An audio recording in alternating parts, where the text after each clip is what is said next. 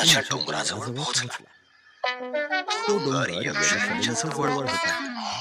त्यानं त्याच्या दोन शिष्यांना एक गाढव शोधायला सांगितलं.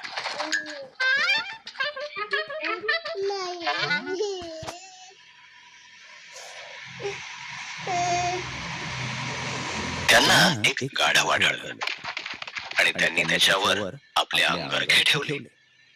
येशू त्या गाढवावर बसला तेव्हा पवित्र शास्त्रातलं वचन पूर्ण झालं. हे यरुशलेमे, पहा, तुझा राजा येत आहे, तो गाढवावर बसून येत आहे.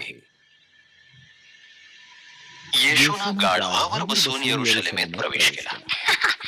त्यानं केलेले चमत्कार अनेक लोकांना आठवले आणि ते देखील त्याच्या मागे मागे चालू लागले. त्यांनी देखील त्यांचे अंगरखे आणि झावळ्याच्या कांड्या रस्त्यावर पसरवून त्याचा सन्मान केला. देवानं वचनात सांगितलेला तारणारा हाच येशू आहे अशी त्यांची आशा होती. म्हणून ते मोठ्यानं घोषणा करू लागले, होसान्ना, प्रभूच्या नावानं येणारा आशीर्वादित असो, इस्रायलाचा राजा चिरायू होवो.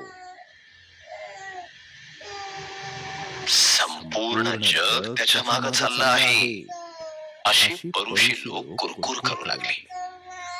त्यांना गप्प राहायला सांग येशू, असं हे ते म्हणाले. जर हे घोषणा करण्याचं थांबवतील तर हे धोंडे माझी स्तुती करतील, असं येशू त्यांना म्हणाला.